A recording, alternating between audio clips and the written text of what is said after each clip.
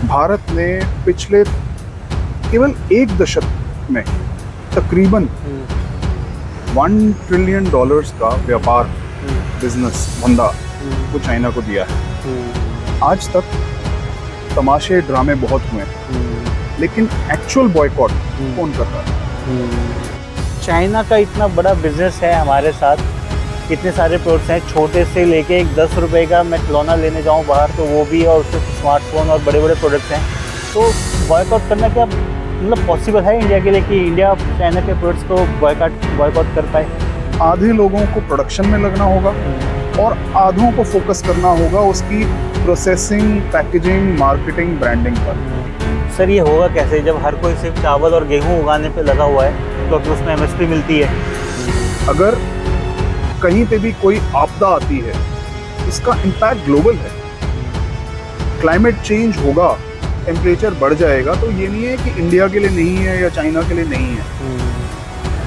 आपकी इन्वेस्टमेंट करे हुए trillions of dollars in all warships, in all planes, in all military equipment, वो शून्य है। आप अपने घर पे बैठकर आप अपनी पब्लिक को खाना नहीं खिला पाएंगे।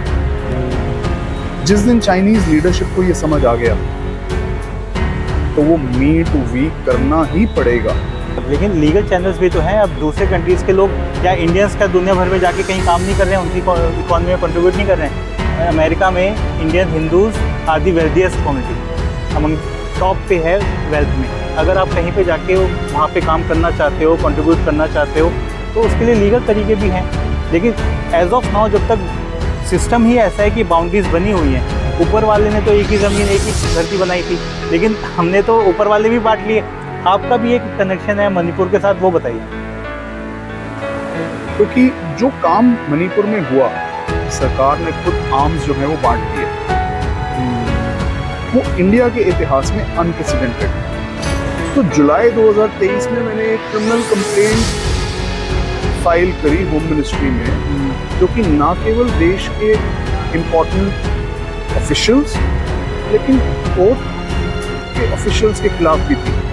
हम यहाँ से तकरीबन 100 मीटर की दूरी पे बैठे हैं सुप्रीम कोर्ट से, लेकिन सुप्रीम कोर्ट ने जितना इस देश का नुकसान किया है वो और किसी ने नहीं किया। आज हमारे देश की मैक्सिमम मीडिया इस देश को नुकसान पहुंचा रही है, और अगर सुप्रीम कोर्ट के जजेस ने इस देश को नुकसान पहुंचाया है, पॉलिटिशियंस, सरकारों ने इस देश को नुकसान पहुंचाया है, तो इससे शायद कहीं ज़्यादा नुकसान जो डेमोक्रेसी का ये एक बहुत अहम स्तंभ था, जिसका काम है जो है उसे सामने दिखाओ, वो मीडिया है।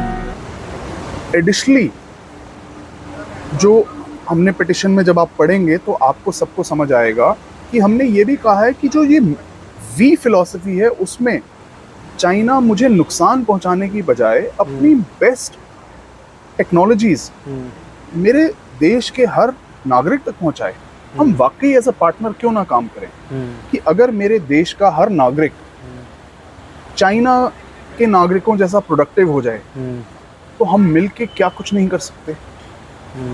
2.5 से 3 बिलियन लोग वो दुनिया बदल सकते हैं।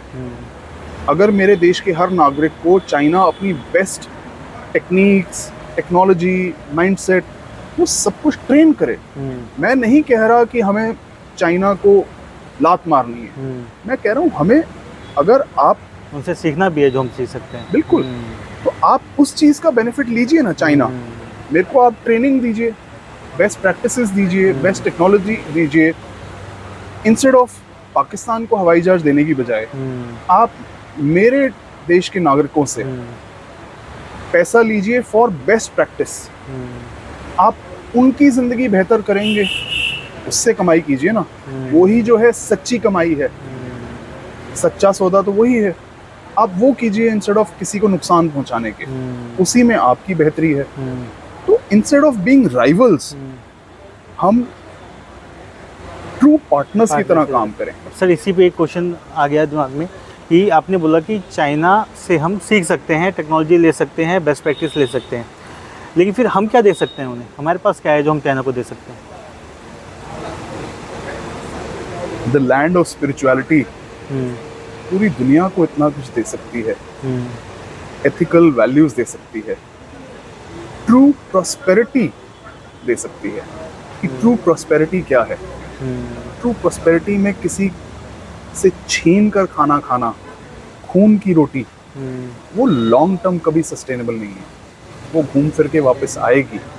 हमारे यहाँ का आर्ट, कल्चर, हेरिटेज सेकंड जो चीज़ है, आप देखिए राजस्थान में कितने आर्टिस्ट बैठे हैं कि उनके हाथ का किया हुआ काम आज भी उसका टक्कर कोई नहीं दे सकता दुनिया में।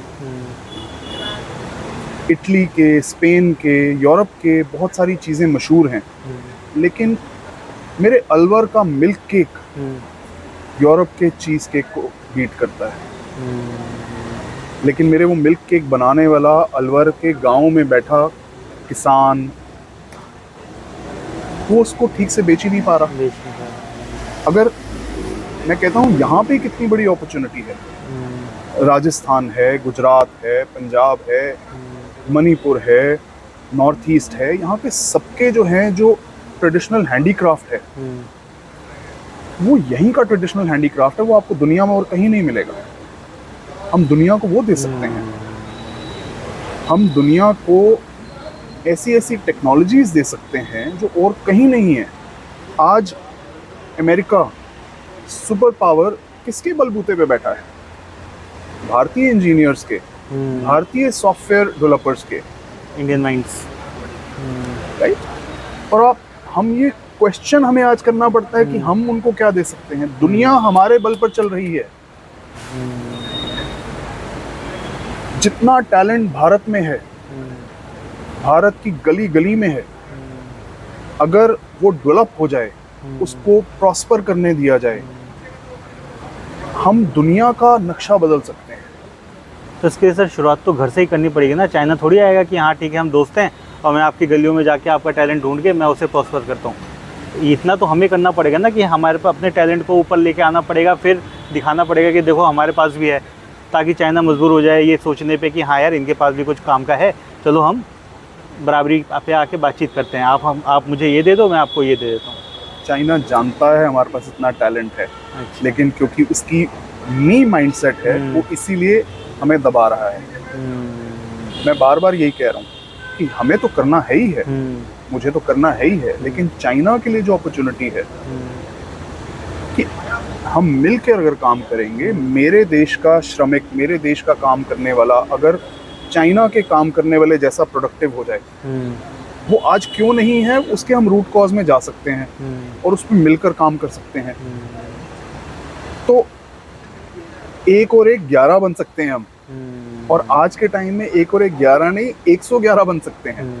टेक्नोलॉजी के युग में 111 बन के अगर हम करें, तो फिर मैं वही कहता हूँ पूरी प्लैनेट का हम कायाकल्प कर सकते हैं। आज आप देखिए चाइना जिस स्पीड से काम करता है, वो स्पीड और मेरे देश के इतने लोग, अगर वो कॉम्बिनेशन आ जाए, तो हम इतने पेड़ सिर्फ 2 साल में लगा सकते हैं जिसको बाकी लोग 10 साल में करेंगे। हमारा एक इनिशिएटिव है जिसमें हम 10 बिलियन ट्रीज लगाने का अपने ऊपर हमने एक रिस्पॉन्सिबिलिटी ली है। 10 बिलियन ट्रीज। उस प्रोजेक्ट का नाम है a tree for every human. कि आज प्लैनेट पर तकरीबन 8 बिलियन लोग हैं, और आने वाले समय के 5 सालों को मिला लें, और आज से पहले जब से मानवता इस पे शुरू हुई है प्लैनेट पे, तो वो टोटल 10 बिलियन एक नंबर आता है। अच्छा। तो क्लाइमेट चेंज को एड्रेस करने के लिए हमने प्रोजेक्ट लिया है a tree for every human. 5 से लेकर अभी तक जितने भी हैं सबके नाम का एक 10 बिलियन वो बनता है नंबर। तो 10 बिलियन पेड़ इंडिया चाइना मिलकर 2 से 3 साल में लगा सकते हैं। क्लाइमेट चेंज भी एड्रेस हो गया, हमने कुछ अच्छा कर लिया। हम ये सब कुछ न केवल चाइना को, पूरी दुनिया को दे सकते हैं। चाइना इंडिया मिलकर बहुत कुछ कर सकते हैं, जो इस वक्त करने में शायद 10, 15, 20 साल लग जाए, लेकिन अगर इंडिया चाइना एक साथ हो जाए तो 1-2 साल में हो सकता है वो काम। नंबर्स हैं हमारे पास, और इसको कहा जाता है win win policy, win win strategy. आप भी जीते, मैं भी जीता। ये बिजनेस का एक रूल है, हाँ। पार्टनरशिप का रूल है। ये फिर वही मी टू वी में विन विन है, जिसमें आपका भी फायदा है, मेरा भी फायदा है। हम वो काम करें ना। अब ऐसे ही अभी मेरे दिमाग में नंबर्स आए तो मेरे दिमाग में आया कि टोटल 8 बिलियन में से 3 बिलियन तो ऑलमोस्ट हम दोनों का ही हो गया, चाइना इंडिया का। परसेंटेज वाइज देखा जाए तो ये 35 to 40 के बीच में आता है। 35 अगर वोट हो जाए पूरी दुनिया में और इंडिया चाइना एक साथ इलेक्शन लड़े तो 35 to 40% पे तो गवर्नमेंट बन जाती है। इंडिया में जो इलेक्शंस होते हैं हम देखते ही हैं कि जो वोटर टर्नआउट रहता है उसमें 35 to 40% पे गवर्नमेंट जीत जाती है। वो किसी यही मार्जिन रहता है ज़्यादातर विनिंग का, 40 अबव तो बहुत कम जाता है। तो अगर उस तरह से दिखाया तो अगर इंडिया और चाइना एक हो जाएं तो वी कैन रूल ह्यूमैनिटी के लिए मैसिव चेंज है। वही मैं कह रहा हूँ, पूरे प्लैनेट का कायाकल्प हो सकता है। नॉर्थ ईस्ट के लिए हमने एक विजन दिया है कि नॉर्थ ईस्ट में, हाँ सर, नॉर्थ ईस्ट पे तो मेरा सवाल था मणिपुर से रिलेटेड। आप बताइए, आप बता रहे थे जो नॉर्थ ईस्ट के लिए हमने एक विजन, मणिपुर की भी प्रॉब्लम उसमें एड्रेस हो जाती है। वो विजन है कि हमने नॉर्थ ईस्ट को अमेज़न ऑफ एशिया बनाना है। ओके। क्योंकि नॉर्थ ईस्ट में हमारा तकरीबन 8% लैंड होल्डिंग है। पॉपुलेशन टोटल कंट्री की सिर्फ 2% है। इसका मतलब हमारे पास लैंड एक्सेस में है। उस लैंड को हम अमेज़न ऑफ एशिया में कन्वर्ट करें। वो लैंड तो सर ऑलरेडी मतलब फॉरेस्ट लैंड ही है मैक्सिमम। जिस तरीके का अमेज़न में फॉरेस्ट है उसकी हम बात कर रहे हैं। सर वहाँ की ट्रॉपिकल कंडीशंस भी तो अलग है ना। फिर वहाँ मणिपुर हो, पूरा नॉर्थ ईस्ट हो, जो वहाँ का एनवायरनमेंट है वो इतना कंड्यूसिव है फॉर फार्मिंग, फॉर फॉरेस्ट, उसको ऑप्टिमली यूटिलाइज नहीं किया गया। मणिपुर की प्रॉब्लम है जैसे फॉर एग्जांपल ड्रग्स की, राइट। मणिपुर के साथ लगता हुआ म्यांमार है, वहाँ पे आज एक सिविल वॉर चल रहा है। क्यों चल रहा है? लोगों के पास पैसा ही नहीं है, इसीलिए लोग ड्रग्स में, गन्स में, इन सब में आपस में लड़ने में लगे हुए हैं। जब किसी के पास खाने के लिए नहीं होगा वो क्या करेगा? छीनेगा दूसरे से, लड़ाई झगड़ा। और ट्री प्लांटेशन में मल्टीपल $1 ट्रिलियन अपॉर्चुनिटी है। अगर इस पूरे जोन को हमने फोकस करके इतने वहाँ पेड़ लगा दिए और उन पेड़ से आपको प्रोडक्ट भी मिलता है, प्रोड्यूस भी मिलता है, फल फूल, एडिशनली आज आपको कार्बन क्रेडिट्स मिलते हैं, जिसको सिर्फ आपने पेड़ लगाना और ये पेड़ लगा के आप 25, 30, 50 साल उसके कार्बन क्रेडिट्स से आप पैसा कमा सकते हैं। तो वहाँ जो रहने वाला है उसको पहले तो अपने रोज़ के दिन के लिए पैसे मिल गए, दूसरा आपको ग्रोथ और डेवलपमेंट के लिए पैसे मिल गए। आपने करना कुछ भी नहीं है, सिर्फ बीज लगाना है। और ये पूरी पिटिशन भी एक बीज है। ये बीज है उस बदलाव की जो आज भारत को चाहिए और दुनिया को चाहिए। जब कलेक्टिव होके हम विन विन पॉलिसी से काम करते हैं तो हमारा दिमाग हमें इतने पॉजिटिव चीज़ें देता है और हम वो पॉजिटिव चीज़ें करके, फिर मैं बार बार वर्ड यूज़ कर रहा हूँ, दुनिया का कायाकल्प कर सकते हैं सिर्फ 2 से 3 से 5 साल में। क्लाइमेट चेंज आपके पीछे होगा, प्रॉस्पेरिटी घर घर होगी, एक ऐसी फ्रेंडशिप होगी। तो जिस चीज़ में चाइना आगे है उसको सल्यूट है, हमें सीखना है। और हम कहें कि मुझे वो करने की, रिपीट करने की क्या ज़रूरत है? आप करिए ना। मैं वो करूँगा जिसमें मेरा बेस्ट है। मेरी कृषि में जो है मैं बेस्ट हूँ, टेक्नोलॉजी में बेस्ट हूँ, मेरी अपनी स्किल्स हैं, मैं उसको और बढ़ाऊँ। और क्या गूगल या AI एंड ऑफ टेक्नोलॉजी है? इसके बाद भी आएगा कुछ ना कुछ। बिल्कुल, हम सारे मिलके आज ही क्यों ना उस पर काम करें। सर से कर सकते हैं। अब सर इसमें आपने एक फ्रेंडशिप वर्ड यूज़ करा, तो फ्रेंडशिप से मेरे दिमाग में आया कि फ्रेंडशिप तो 1962 में भी हमने निभाई थी चाइना के साथ, फिर वो वॉर हो गई थी वहाँ पर। देखिए, आज मैं फ्रेंडशिप अपनी निभाने की बात नहीं कर रहा, मैं अपने हकों की बात कर रहा हूँ as a customer, as a paying customer, as a customer जिसने आपको $1 ट्रिलियन से ज़्यादा पिछले चंद सालों में ही दिया है। आज आपको फ्रेंडशिप निभानी है, आज आपको पार्टनरशिप निभानी है। पहला कदम आपको चलना है। पहला कदम आपका होगा आज, क्योंकि ये मेरा हक है। और जो आप कर रहे हैं वो किसी भी नज़रिए से, किसी भी लेंस को हम ले लें, उसके हिसाब से गलत है। टेरिटरी ऑक्यूपाई कर रखी है हमारे, जो पाकिस्तान को वो लोग आर्म्स, एमुनिशन, प्लेन्स वगैरह दे रहे हैं, इंफॉर्मेशन दे रहे हैं। ट्रेड में इस तरह से वो खेल रहे हैं कि इंडिया को साइड लाइन किया जाए ना। यहाँ पे CPEC हम क्लेम करते हैं कि हमारी टेरिटरी है, उस पे से CPEC बना रहे थे। अभी तो रुका हुआ है, लेकिन उसी पे से जा रहा था वो। तो ये सब आपको रोकना होगा, आपको अक्सई चिन खाली करना होगा, आपको लद्दाख से निकलना होगा, आपको अरुणाचल से निकलना होगा। आपको ये समझना होगा, चाहे आप जो मर्जी अपने आप को समझा लीजिए कि मेरे को इनसे बिजनेस चाहिए, वो बिजनेस लेने के लिए मैं अपनी ईगो को कुर्बान करने के लिए तैयार हूँ। लेकिन अगर आप बदलाव नहीं लाएंगे अपने अंदर में, तो ये बिजनेस आपको मिलना बंद होने वाला है। अब बिज़नेस की आपने बात करी और यहाँ पे बिज़नेस के थ्रू हम रिलेशंस सुधारने की बात कर रहे हैं, राइट। इसी तरह का अभी पिछले 2 महीने से चल रहा है सीन एक, कि ट्रंप ने भी यही कहा था कि मैंने बिज़नेस की कॉल दी और इंडिया पाकिस्तान मान गए। तो वहाँ पे भी वो वही एक टूल यूज़ कर रहे हैं, बिज़नेस। और आप भी जो बता रहे हो उसका बेस जो है, वो टूल जो है वो बिज़नेस ही है। तो दोनों में क्या डिफरेंस है? देखिए, सबसे अहम डिफरेंस है यहाँ पे कस्टमर रिलेशनशिप। ट्रंप चाहे जो मर्जी कहे, लेकिन यहाँ पे इस टाइम हम कह रहे हैं कि मेरे राइट्स प्लस कस्टमर का respect in any business relationship, वो फर्स्ट एंड फॉरमोस्ट है। कोई भी बिजनेस ओनर अपने कस्टमर को नुकसान नहीं पहुंचाएगा। नहीं, सवाल ये है कि बिजनेस फर्स्ट और रिस्पेक्ट फर्स्ट। अगर हम जो ट्रंप ने कहा है, अगर मैं उसको मान लूँ कि हाँ, ट्रंप ने बोला इंडिया को कि आप पाकिस्तान के साथ अभी कूल हो जाओ, अदरवाइज़ मैं आपका ट्रेड मुश्किल कर दूंगा, और इंडिया ने बोला ठीक है, ट्रेड की बात है तो हम ट्रेड को ज़्यादा इंपॉर्टेंस देंगे, ये वॉर रोक देते हैं, जो हमारे लिए एक तरह से सेल्फ रिस्पेक्ट की लड़ाई थी। अगर मैं वो मानता हूँ, तो फिर यहाँ पे ये हुआ कि इंडिया ने सेल्फ रिस्पेक्ट नहीं चुनी, इंडिया ने ट्रेड को ज़्यादा प्रेफरेंस दी, जो हमारी सोसाइटी में हम तो समझते हैं कि नहीं, ये गलत हुआ, सेल्फ रिस्पेक्ट पहले।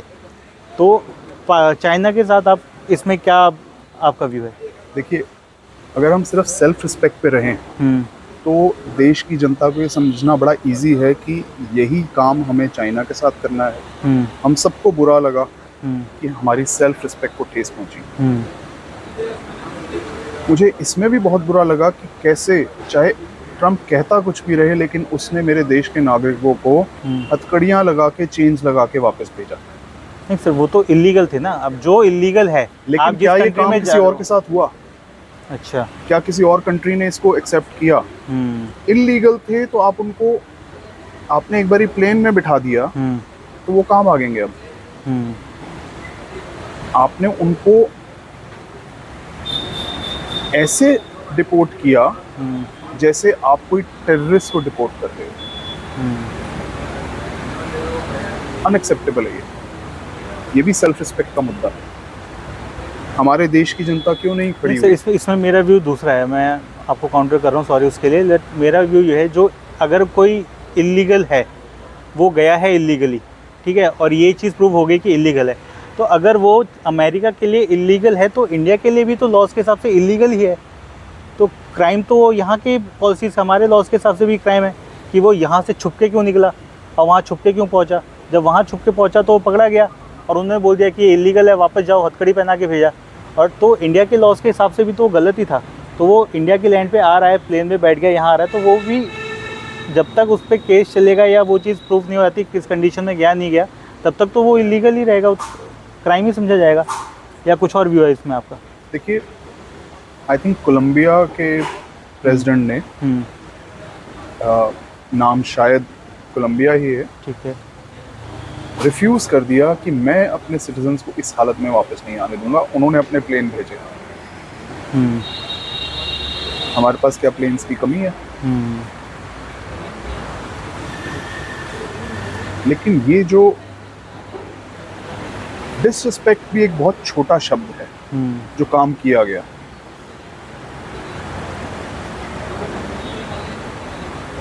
आपने किसी को डिपोर्ट करना आपका हक है, लेकिन क्या उसने वहाँ पे कोई हीनस क्राइम किया है कि प्लेन पर भी वो इंसान एक थ्रेट है? जब प्लेन पर आपने बिठा दिया, और क्योंकि मिलिट्री प्लेन है तो मोस्ट लाइकली उसमें आपने साथ में अपने कुछ मिलिट्री पर्सनल भी, आर्म्ड पर्सनल बिठाए होंगे। लोगों को यहाँ तक बताया गया कि वो ड्यूरिंग द जर्नी वो टॉयलेट नहीं जा सके। अच्छा। जो इन्होंने किया वो ना केवल डिसरिस्पेक्टफुल है, वो इनह्यूमेन है। और ये वही लोग हैं जिन्होंने चाहे इलीगली पहुंचे पर आपकी इकोनॉमी में कंट्रीब्यूट किया। सर ये आर्गुमेंट तो फिर हम इंडिया भी, बांग्लादेश, म्यांमार से जो इलीगल रिफ्यूजी आए वो यहाँ पे भी वही सेम आर्गुमेंट देंगे कि इलीगल आ गए हैं, लेकिन हमें एक यहाँ पे दिल्ली की किसी प्राइम लैंड में हमने झुग्गी बना के रह रहे हैं, हम हमें रहने दो, हम आपकी इकोनॉमी में तो कंट्रीब्यूट कर ही रहे हैं। देखिए, मेरा जो पर्सनल मानना है कि ये जो हमने फिलहाल ये बाउंड्रीज, ह्यूमन बाउंड्रीज ड्रॉ कर रखी हैं, सूनर और लेटर हमें इनको गिव अप करना होगा। हम कहते हैं कि कोई धरती पर पैदा हुआ है, इंसान ने तो आज ओशंस में भी लाइंस बना दी हैं, इमेजिनरी लाइंस। ये इंडियन ओशन है, ये पैसिफिक ओशन है, ये आर्कटिक है, XYZ। ऊपर वाले ने ना तो यहाँ कहीं कोई बाउंड्री बनाई थी, ना पानी में कोई बनाई थी, तो इसका तो कोई अंत ही नहीं है। कोई भी इंसान कहीं भी जाके प्रोडक्टिवली कंट्रीब्यूट कर सकता है और करना चाहिए।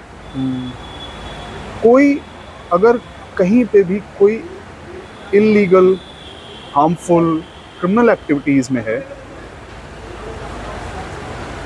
वो हाँ एक थ्रेट है, और उसमें लोकल नेशनल्स इंक्लूडेड हैं। क्या हम ये कहें कि उनका यहाँ आना या हमारे लोगों का वहाँ जाना और प्रोडक्टिवली कंट्रीब्यूट करना, पॉजिटिवली कंट्रीब्यूट करना, वर्सेस मेरे देश का कोई इंसान ऐसा काम कर रहा है जो मेरे देश को नुकसान पहुंचा रहा है, who is a bigger threat?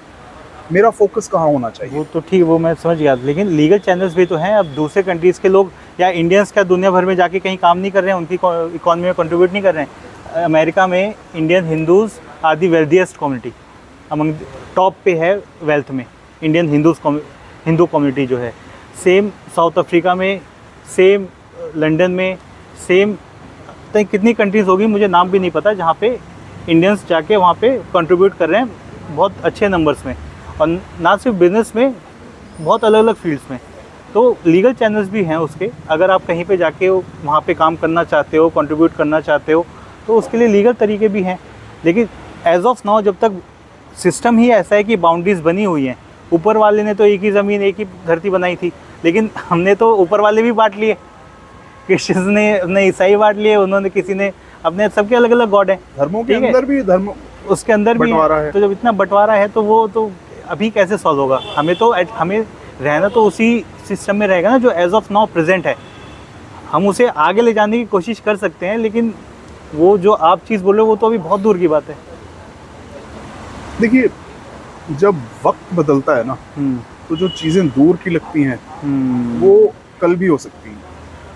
फ़र्क सिर्फ ये है, फिर यही बात वही है कि ये सारी चीज़ है माइंडसेट। हम चाइनीज़ सिटीजन्स के माइंडसेट, चाइनीज़ लीडरशिप के माइंडसेट को चेंज करने की बात कर रहे हैं, on logic, on basic principles. Similarly global change on basis of logic. अब आपने कहा कि prosperous Indians हैं, वो भी एक हैं, लेकिन ऐसे भी हैं जो इंडिया में जी ही नहीं पा रहे, या वो एक बेटर क्वालिटी ऑफ लाइफ चाहते हैं, और वो उसके लिए शायद उन्होंने अटेम्प्ट करे, लीगल अटेम्प्ट्स फेल हो गए, लेकिन वो क्वालिटी ऑफ लाइफ, साफ हवा, इंफ्रास्ट्रक्चर, जो अनफॉर्चुनेटली तकरीबन 80 साल आज़ादी के बाद भी आज भी हम अपने देश में इंश्योर नहीं कर पाए। बहुत लोग ऐसे हैं जो नहीं वेट करना चाहते एक जनरेशन, 2 जनरेशन, तो वो कहते हैं मैं आज ही चला जाऊं, चाहे मुझे यहाँ पे अपनी ज़मीन को कौड़ियों के भाव बेच के जाना पड़े, चाहे उसके लिए मुझे जंगलों से होके जाना पड़े। मैं इसको कहता हूँ कि कोई जो है मोंकी रूट से जाता है, कोई लीगल रूट से जाता है, कोई मोंकी रूट से, कोई डोंकी रूट से।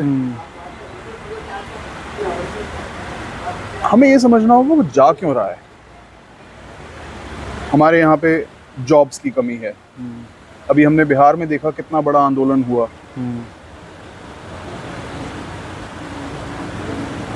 बच्चे जो पढ़ के आ रहे हैं, अगर उनको यहाँ जॉब नहीं मिलेगी, उसके पास हो सकता है नहीं है लीगल रास्ता जाने का, कि अगर लीगली उसको जाना है तो उसके पैरामीटर्स नहीं फुलफिल हो रहे, लेकिन उसको कोई बता रहा है कि हाँ हम तुम्हें पहुंचा देंगे। उसने वो चॉइस ली, इलीगल ली, उसको वहाँ पकड़ लिया गया या यहाँ पकड़ लिया गया। लेकिन इंटरनेशनल लॉज हैं कि आप अगर किसी को डिपोर्ट भी कर रहे हो, और उसमें चाहे वो यूएसए है चाहे इंडिया है, उनको सबको अबाइड करना है। अगर हम कहते हैं कि हाँ तुम बांग्लादेशी हो या म्यांमार के हो, और हम उनको उठा के हम सी में जाके फेंक देते हैं, जो इंडिया ने अभी रिसेंटली किया, वो भी तो गलत है। ना जाने क्या सोच के लोग यहाँ से वहाँ जा रहे हैं, और फिर वो वहाँ से डॉलर्स भेज रहे हैं इंडिया में। हमें ये भी तो देखना है ना कि ना केवल उसने उनकी इकोनॉमी को कंट्रीब्यूट किया, उसने यहाँ पे भी डॉलर्स भेजे। हम साल भर साल दुनिया में नंबर 1 पर हैं जो हमारी इनवर्ड रेमिटेंसेस आती हैं, उसी के बेसिस पे आज हमारी इकोनॉमी खड़ी है। लेकिन जहाँ ये कॉन्फिडेंस शिफ्ट होना शुरू हो गया कि भारतीयों ने ना केवल देश छोड़ना शुरू कर दिया, पर उनको लगा कि मैं वहाँ तो उस देश में पैसे भी क्यों भेजूं जहाँ मेरी इज्जत नहीं है, हमारी इकोनॉमी डगमगा जाएगी, खड़े नहीं रह पाएगी। आज हम उस कगार पर हैं। तो मैं ये कह रहा हूँ, ये सेल्फ रिस्पेक्ट मुझे मेरे अंदर से हर चीज़ के लिए लाना होगा, कि ना केवल मेरे साथ मेरे इंटरनल चीज़ों पे जो इम्पैक्ट हो रहा है, लेकिन मेरी अपनी जो सेल्फ रिस्पेक्ट है एज एन इंडियन, उसको कोई भी कहीं भी हानि नहीं पहुंचा सकता। चाहे वो ट्रम्प हो, चाहे वो चाइना हो, चाहे वो पाकिस्तान हो, चाहे वो बांग्लादेशी क्यों ना हो। हम 1.4-1.5 बिलियन लोग हैं, नियरली 1/7 ऑफ ह्यूमैनिटी। हम इकट्ठे आएं तो उससे बहुत सारी चीज़ें बदलती हैं। मेरा सेल्फ रिस्पेक्ट सिर्फ मीडिया में उछालने के लिए नहीं, लेकिन वाकई जब मेरे अंदर सेल्फ रिस्पेक्ट आएगा तो एक्चुअल जो दूसरों की साइकी में चेंज आ रहा है, चाइनीज़ लीडरशिप के अंदर जब चेंज आएगा कि नहीं मैं इनके साथ गलत नहीं कर सकता, ट्रम्प के माइंड में कि नहीं मैं इनके साथ गलत नहीं कर सकता, क्योंकि ये लोग चाहे कितने ही सालों से यहाँ हैं, इनके अंदर जो भारतीयता है उसका मुझे फ़ायदा मिल रहा है, तो मैं इनका नुकसान किसी भी तरीके से नहीं कर सकता। ये जो भारतीयता है, जो एक्चुअल भारतीयता, वो सब में जगाने की ज़रूरत है।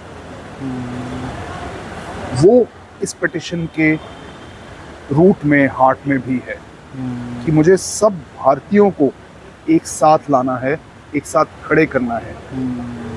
इसी में हमारा विकास है, इसी में हमारी भारतीयता है। और हमारी जो आपने इंट्रोडक्शन में कहा, तो मेरी एक संस्था है विकास भारती दल भी है, ओके।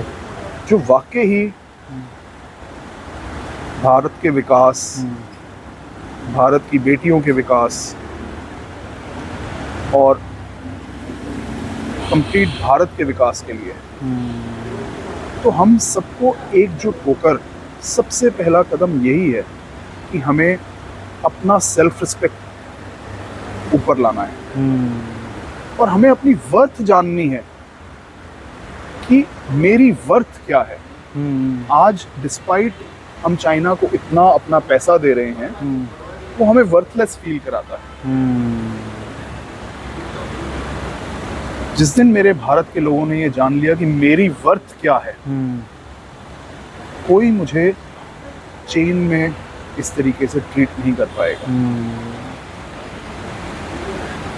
आपको वो भी इंसिडेंट याद होगा जब चाइना ने अमेरिका ने हमारे एक डिप्लोमेट के साथ बदतमीजी करी थी और उस टाइम की सरकार ने यूएस एम्बेसी के बाहर के लगे हुए सारे बैरिकेड्स वगैरह वो सब उखाड़ दिया। सेफ्टी हटा ली थी उनकी। वो सेल्फ रिस्पेक्ट का स्टेप था। इन चीज और आपको याद है कितना गौरव आपको फील हुआ था यहाँ हमने भी कुछ करके दिखा दिया कि आप मेरे से बदतमीजी नहीं कर सकते। Root of this petition my work is कि मेरा सेल्फ रिस्पेक्ट सर्वोप्रिय है। मैं आपके साथ काम करने के लिए, पार्टनरशिप करने के लिए, सब करने के लिए तैयार हूँ, लेकिन आप मेरे इंटरेस्ट को हार्म नहीं कर सकते। आप मेरे से टैलेंट ले लो, दुनिया भर का टैलेंट अमेरिका के पास है। आप मेरे से मेरा पैसा ले लो, बिजनेस में चाइना के पास जा रहा है, लेकिन बदले में आप मेरे रिस्पेक्ट को नुकसान नहीं पहुंचा सकते। और उसके लिए पूरे भारत को इकट्ठा करके हमें एक अंदर से शक्तिशाली बनना है। अपनी वर्थ जाननी है, अपनी सेल्फ रिस्पेक्ट पे हमने मोहर लगानी है। और कोई भी, चाहे फिर वो चाइना हो, अमेरिका हो, पाकिस्तान हो, कोई भी हो, उन सबको उसी से ही समझ आ जाएगा कि नहीं, ये वो अब देश नहीं है जो हमें सोच में टक्कर नहीं दे सकता। आज हमारी प्रॉब्लम क्या है, हमारी सोच कमज़ोर कर दी गई है और हम ये कह रहे हैं कि नहीं, मेरी सोच सुदृढ़ है, जबकि दिमाग तेज है, बस वो सोच नहीं पा रहे हैं कि ये भी कर सकते हैं। कहते हैं it is not the size of the dog in the fight but the size of the fight in the dog which makes the difference. मेरा तो साइज भी बड़ा है, मैं तो भारत को एक एलिफेंट कहा जाता है। हम एफसीसी में हैं और एफसीसी में आप देखिए इनका जो लोगो है उसमें 2 एलिफेंट्स हैं और वो दोनों एलिफेंट्स झुके हुए हैं। मुझे वो एलिफेंट को खड़े होके दिखाना है और सूंड ऊपर करके दिखाना है कि मैं वो एलिफेंट हूँ जो आपके साथ आपका सारथी बन के चल भी सकता है, लेकिन मेरे से बदतमीजी करोगे तो मैं तुम्हें अपने पैर के नीचे रौंद भी सकता हूँ। और एलिफेंट्स से मुझे याद आया कि जब राजा महाराजा वाले टाइम पे वो जो सिकंदर पोरस वाला इंसिडेंट बताया जाता है, तो एलिफेंट्स की ही वो पावर थी जिससे सिकंदर डरा था, क्योंकि इंडियन किंग्स के पास एलिफेंट्स, आर्मी में एलिफेंट्स जो वॉर एलिफेंट्स थे वो बहुत ज़्यादा थे, जो उन्होंने शायद कभी देखे नहीं थे और उनसे ही डर के वो लोग फिर पीछे हटे थे। तो एलिफेंट का जो एक रिलेवेंस है हमारे जस्ट फॉर पूजा पाठ में भी हम गणेश जी की पूजा करते हैं, वहाँ से भी एलिफेंट का रिलेवेंस एक आता है। वॉर में भी हम लोग एलिफेंट को यूज़ करते थे और बाकी सब जगह पे एलिफेंट तो रहता ही है। तो वो एलिफेंट माइंडसेट मुझे अपने देश में जगाना है और वो ये पिटिशन और आप जैसे जर्नलिस्ट करेंगे। श्योर सर, बिल्कुल हमारा पूरा सपोर्ट है। व्यूअर्स को मैं फिर याद दिला दूं कि डिस्क्रिप्शन में लिंक है, सर ने पूरा प्रोसेस आपको बता दिया है और बस आपको लिंक ओपन करना है और उसे साइन करके हम तक पहुंचाना है। ठीक है सर, ये तो हो गया चाइना का। अब एक जो छोटा सा क्वेश्चन मेरा रहता है, क्योंकि आप उस मैटर से काफ़ी जुड़े हुए थे और अभी पिछले कुछ दिनों में मैंने काफ़ी रिसर्च करके बहुत इम्पोर्टेंट लोगों से बात करी उस मैटर को समझने के लिए, वो है मणिपुर का। तो मणिपुर में मैंने पिछले 1 महीने बहुत रिसर्च करी। मैंने अपना एक खुद का एक वीडियो बनाया, फिर उसके बाद मैं जो कुकी साइड है वहाँ उनके लीडर हैं उनसे मिलने गया, फिर जो मैती साइड के लीडर हैं मैं उनसे मिलने गया। तो जितना मैंने पढ़ा था समझा था उससे शायद 10 गुना ज़्यादा मैं समझ पाया जब मैंने उनसे बात करी। लेकिन अभी भी मैं इस पॉइंट पे नहीं आ पाया हूँ कि एग्जैक्टली हुआ क्या, क्यों हुआ, कैसे हुआ। वो सब चीज़ें अलग हैं, लेकिन आपका भी एक कनेक्शन है मणिपुर के साथ, वो बताइए हमें। देखिए 2021 ऑनवर्ड्स, खासकर कोविड के बाद, सेकेंड वेव ऑफ कोविड के बाद, मुझे ये बड़ा क्लियरली समझ आ गया कि हमें कुछ एक ऐसा करना होगा कि ताकि जिस डिस्ट्रक्शन की तरफ देश जा रहा है उसको रोका जा सके। और इवेंचुअली 2022 में मैंने इंडियन आर्मी को, प्रेसिडेंट ऑफ इंडिया को, 22 और अर्ली 23 में चीफ जस्टिस ऑफ इंडिया को मैंने रिप्रेजेंटेशंस भेजी कि आप अब एक्ट कीजिए वरना बहुत देर हो जाएगी। और क्योंकि उन चीज़ों से 2022 में कब सर, महीना कौन सा था? एक्चुअली 25 दिसंबर की रात को मैंने अच्छा। पहली रिप्रेजेंटेशन भेजी थी 2022 में। अच्छा, तो मतलब 5 महीने पहले जो ये हुआ है उससे। और इसीलिए मैं सारी चीज़ों को ऑब्जर्व बहुत क्लोजली कर रहा था। तो जब ये इंसिडेंट हुआ है 3 मई ऑफ 23, तो उससे पहले से आप ऑब्जर्व कर रहे थे इन चीज़ों को? और मैं 3 रिप्रेजेंटेशंस ऑलरेडी भेज चुका था। तो आप मतलब इंडियन सेंस आर्मी कर पा रहे थे कि इस तरह का कि कुछ हम हो सकता कहाँ है? जा रहे हैं। और मार्च अप्रैल में मेरी 3rd रिप्रेजेंटेशन के बाद मैंने सुप्रीम कोर्ट में एक PIL डालने पे भी काम शुरू किया, जो कि मई में हमने फाइल करी। तो ये ऑलमोस्ट उसी टाइम पे फाइलिंग भी हो रही थी। मेरी अपने पर्सनल लाइफ में उस टाइम बहुत कुछ चल रहा था। लेकिन जैसे ही मैंने ये देखा कि अब यहाँ पे ये आर्म्स बटने शुरू हो गए हैं, मैंने अपनी पर्सनल लाइफ को फिर दोबारा पीछे किया और पीछे किया, और कुछ टाइम ऑब्जर्व करने के बाद फिर इमीडिएटली कोर्ट को मूव किया। क्योंकि जो काम मणिपुर में हुआ, सरकार ने खुद आर्म्स जो हैं वो बांट दिए, वो इंडिया के इतिहास में अनप्रेसिडेंटेड है। और जितनी क्वांटिटी में बांटे गए वो भारत के फ्यूचर के लिए खतरनाक है। सरकार से क्या मतलब आपका? इंडियन गवर्नमेंट, नेशनल गवर्नमेंट, या फिर जो स्टेट गवर्नमेंट थी उस? हुआ दोनों के कारण ही।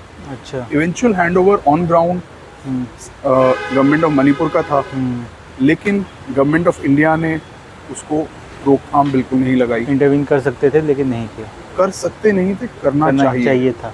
इनफैक्ट जैसे ही इनको कुछ ट्रबल की भनक लगी, इमीडिएटली गवर्नमेंट ऑफ इंडिया को सेंट्रल रिजर्व फोर्सेस जो हैं, पैरामिलिट्री फोर्सेस को एकदम डिप्लॉय करना चाहिए था। पहला स्टेप इन्होंने वो नहीं किया। फिर उसके बाद आर्म्स जो हैं गवर्नमेंट ऑफ मणिपुर ने खुले आर्म डिस्ट्रीब्यूट किए।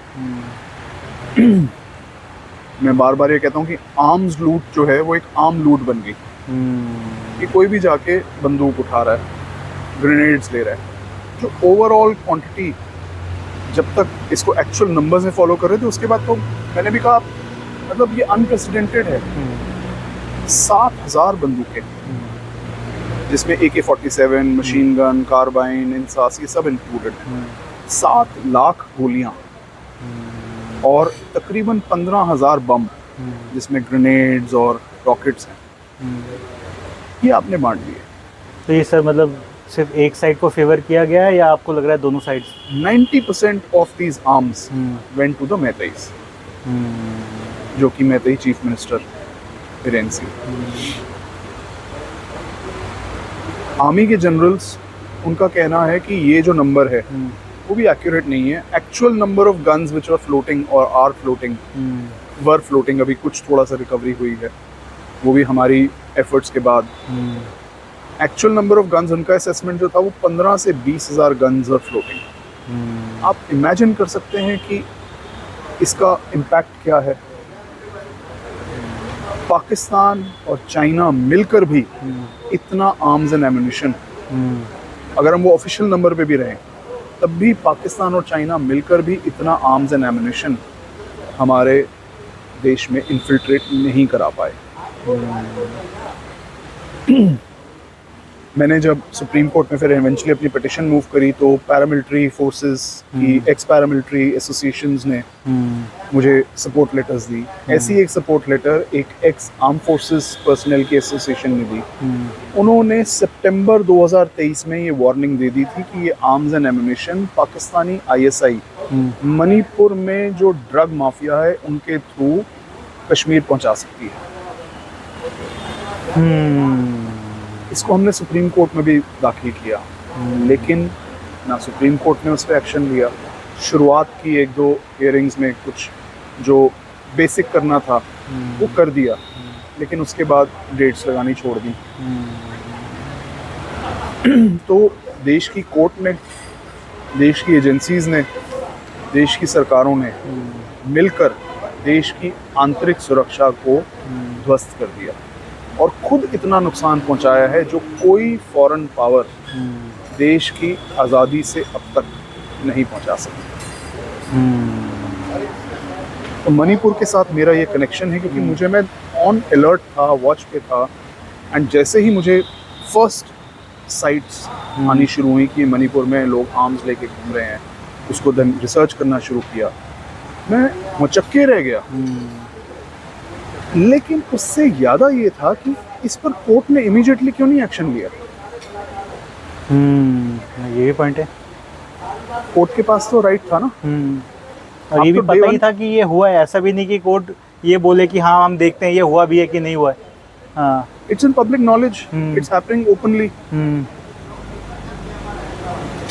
तो जुलाई 2023 में मैंने एक क्रिमिनल कंप्लेंट फाइल करी होम मिनिस्ट्री में, जो कि ना केवल देश के इम्पोर्टेंट ऑफिशियल्स लेकिन कोर्ट के ऑफिशियल्स के खिलाफ भी थी कि इनके पास ना केवल एक पावर है बल्कि राइट है to take suo motu cognizance. कर सकते थे। हम यहाँ से तकरीबन 100 मीटर की दूरी पे बैठे हैं सुप्रीम कोर्ट से, लेकिन सुप्रीम कोर्ट ने जितना इस देश का नुकसान किया है वो और किसी ने नहीं किया। ये तो सर बहुत सारे मैटर्स में, मैं तो जितना पढ़ता जा रहा हूँ मैं हैरान हो रहा हूँ कि कोर्ट इस तरह के, मतलब खैर वो अलग डिस्कशन है, उस पर फिर कभी डिस्कस करेंगे।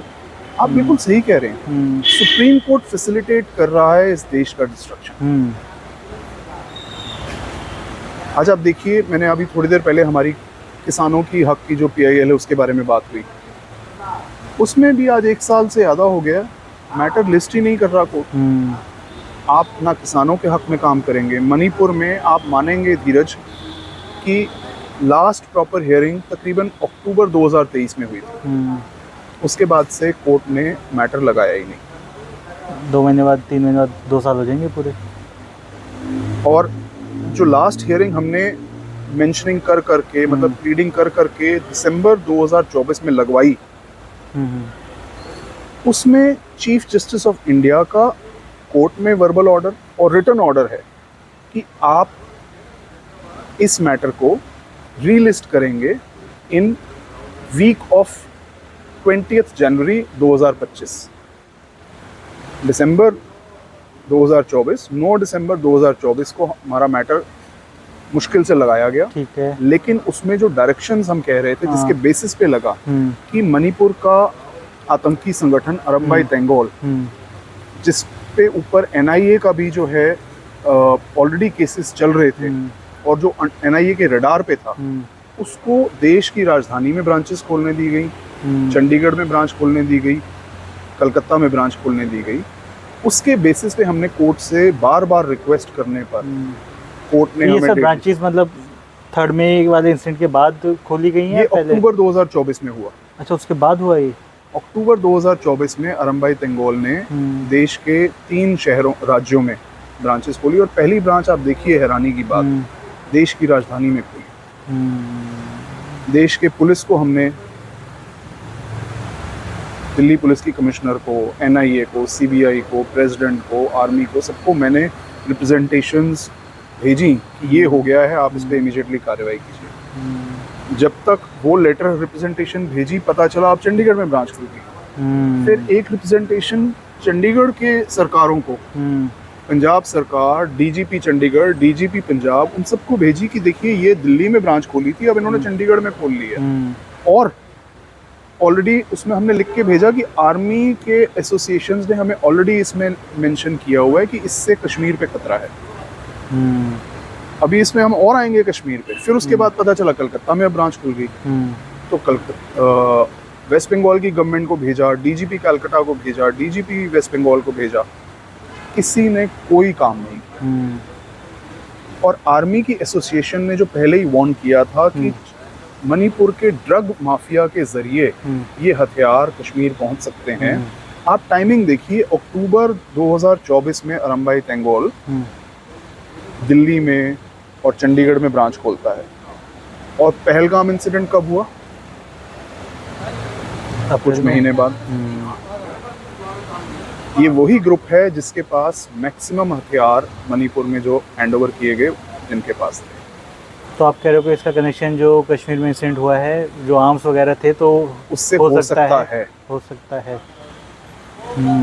और ये तभी पता चलेगा जब वो पकड़े जाएंगे, और वो अभी तक पकड़े नहीं गए हैं, तो उनके पास कहाँ से जो हैं वो क्या है और वो कहाँ से आया है, तो वो हम इन्वेस्टिगेट कर नहीं सकते। कर सकते हैं चाहें तो, लेकिन ये हुआ क्यों? क्योंकि कोर्ट ने मैटर को डिले किया, लिस्ट ही नहीं किया। पॉइंट वही आ गया। 1 साल पहले तो लिस्ट नहीं किया, सितंबर के बाद कोई खास काम नहीं किया, सितंबर 2023 के बाद। और यहाँ तक कि उस टाइम चंद्रचूड़ चीफ जस्टिस था, और मैं जानबूझ के था कह रहा हूँ, मैं भी वही सोच के हंस रहा था कि बिल्कुल कह रहे हो। मैं चंद्रचूड़ को ये कह रहा हूँ कि वो था, क्योंकि उसने ओपन कोर्ट में यहाँ तक कह दिया कि हमारे पास इस मैटर को सुनने के लिए हर हफ्ते वक्त नहीं। पूरा राज्य जल रहा है वहाँ पे, और उनके पास हर हफ्ते टाइम नहीं है। और उससे कुछ महीने पहले उसके अपने शब्द हैं कोर्ट में कि there is no law and order in the state of Manipur. उस इंसान के पास सुप्रीम कोर्ट में मूवी स्क्रीनिंग कराने का वक्त था। आमिर खान और उसकी वाइफ के साथ बैठ के मूवी स्क्रीनिंग कराई, लापता लेडीज की।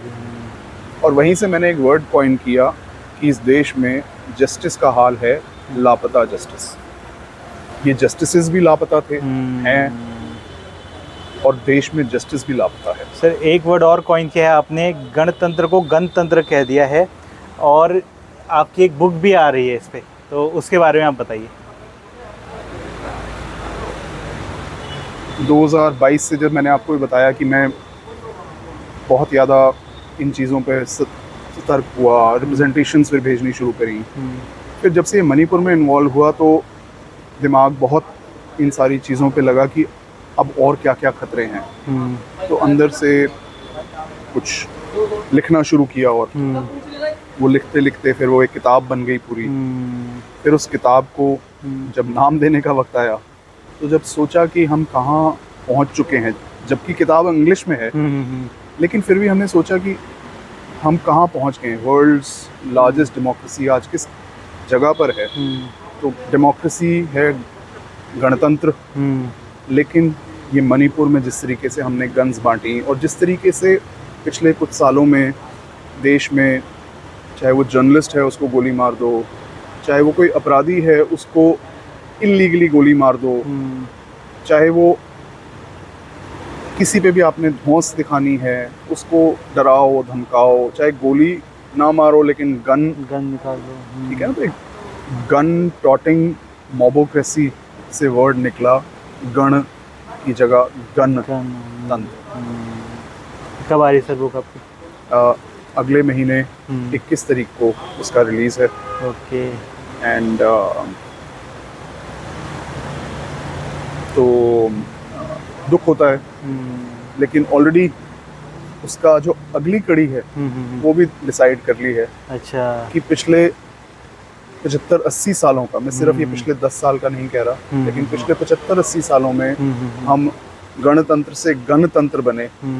जो किताब का दूसरा वर्जन होगा वो गणतंत्र से गणतंत्र कैसे बने उस पे काम होगा। तो प्रॉब्लम ये मेनली फोकस होगा प्रॉब्लम्स पे जो अब तक रही हैं, और नेक्स्ट बुक पे फोकस होगा सॉल्यूशन पे, कि उसका क्या जबकि इस solution हो किताब में सकता भी कुछ सॉल्यूशंस हैं, है। ओके ओके लेकिन ओके। अब फोकस्ड होगा। और उसको मैं कहता हूँ कि एक नया वर्ड और भी कॉइन किया है, डेफिनेशन। TRP की एक नई डेफिनेशन निकाली है, बताइए। The Republic. अभी हम रिपब्लिक हैं, द रिपब्लिक हैं, रिपब्लिक। बट रिपब्लिक जब देश वापस पब्लिक के हाथ में जाए। आएगा। आज देश को 50-55 हज़ार लोग कब्जा करके बैठे हैं, जिसमें ये जजेस हैं, ठीक है, IAS, top IPS, politician है, bureaucracy politicians, पूरी, ब्यूरो, ठीक है।